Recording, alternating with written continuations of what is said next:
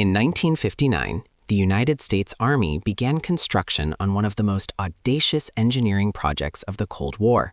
They were building a city, but not just any city. A nuclear-powered metropolis carved entirely from ice, buried 1,000 feet beneath the Greenland glacier. They called it Camp Century. 21 tunnels, living quarters for 200 men, laboratories, a chapel, even a barber shop and movie theater. But Camp Century was a lie. The real mission was something far more dangerous.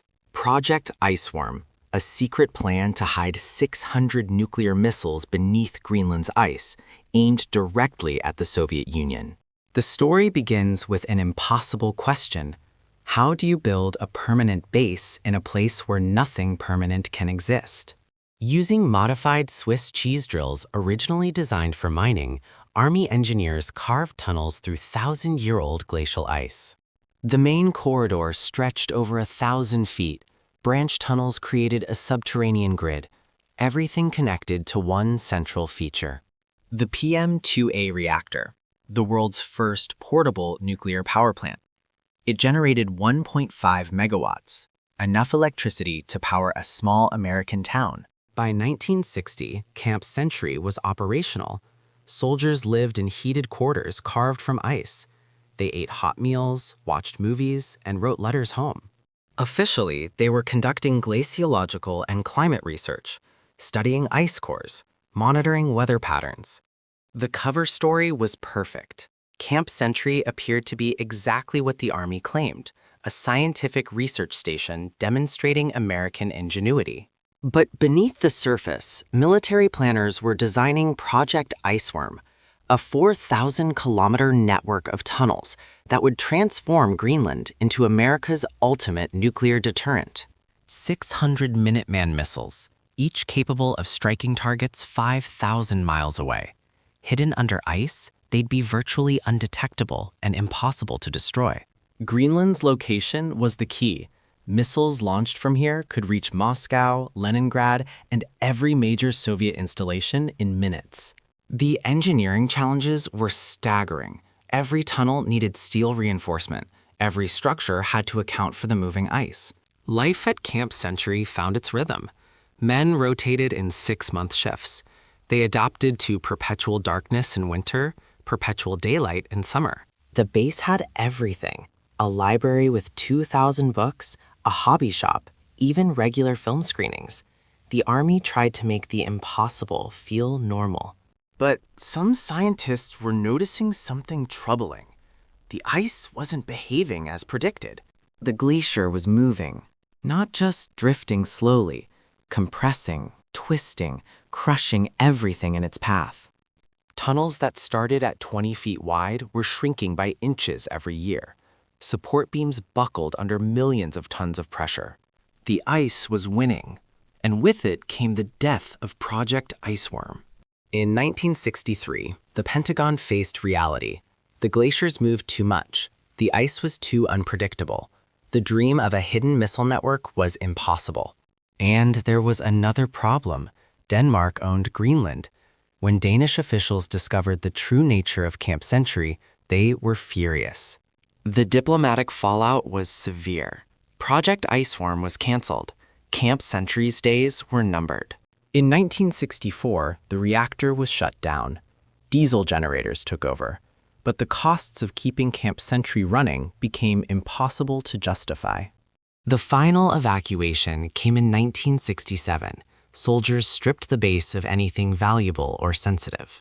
The reactor was extracted and removed. Its fuel rods returned to the United States. The nuclear component was gone. But everything else stayed behind. Thousands of tons of equipment, supplies, infrastructure, and something more dangerous, 200,000 liters of diesel fuel, PCBs from electrical transformers, radioactive coolant, low-level nuclear waste. The Army's plan was simple. Leave it all to be buried by snow and ice. Let the glacier entomb it forever. For years, this seemed like the end of the story. Camp Century disappeared beneath accumulating snow. The tunnels collapsed. The ice sheet moved on. By the 1980s, Camp Century lay under 100 feet of new ice, crushed but frozen, toxic but contained. The base became a footnote in Cold War history, a curiosity, a failed experiment forgotten by everyone except historians.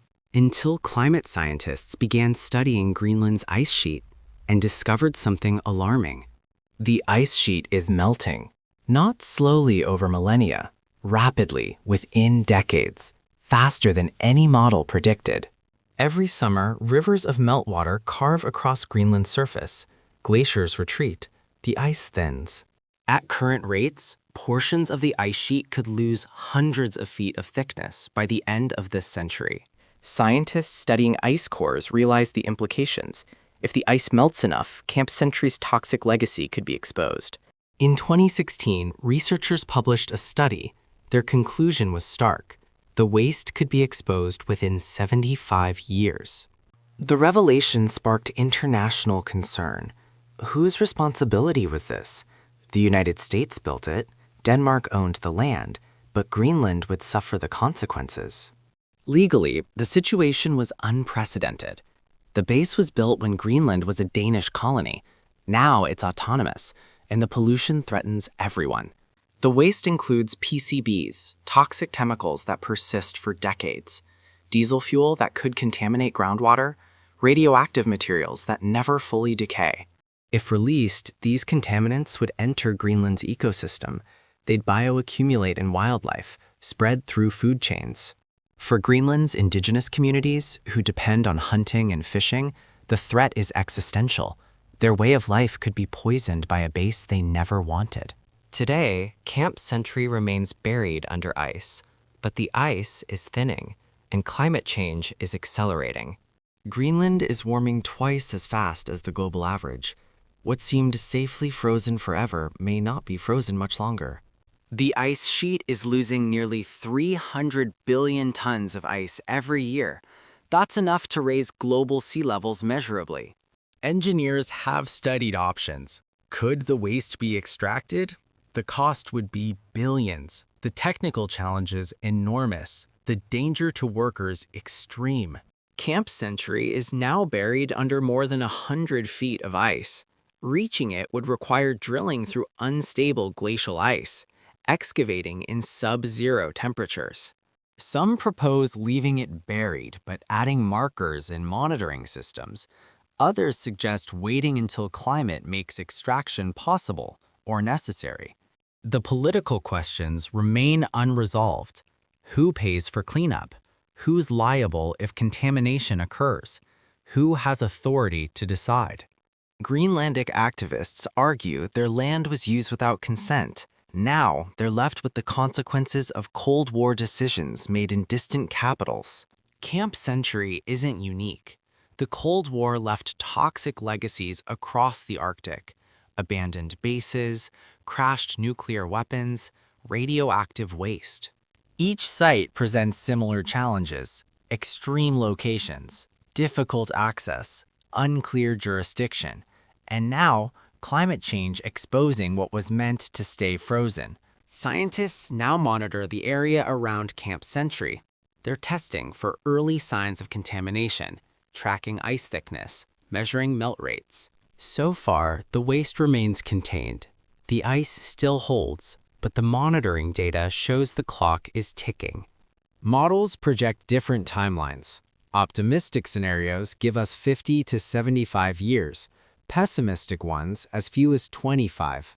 Camp Century has become a case study in unintended consequences, a lesson about how short-term thinking creates long-term problems. It's also driving new thinking about environmental security in the Arctic, about transparency, about accountability across generations. For Greenlanders, it's personal. This is their home, their future, their children's inheritance, threatened by decisions made before they were born. Greenland is asserting more autonomy. They want control over their land, their resources, and their environmental future. The international community is beginning to respond. Discussions about funding, technical collaboration, shared responsibility. Meanwhile, engineers develop new technologies, remote extraction systems, robots that can work in extreme cold, techniques that might make remediation possible. The ice that buried Camp Century is the same ice now melting away. What goes around comes around, even in geology.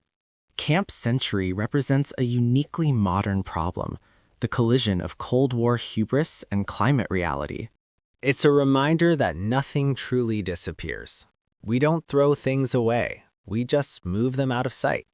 The Arctic is changing faster than anywhere on Earth, and it's revealing secrets we thought we'd buried forever. The question now isn't whether Camp Century will resurface. It's whether we'll deal with it proactively or wait for disaster to force our hand.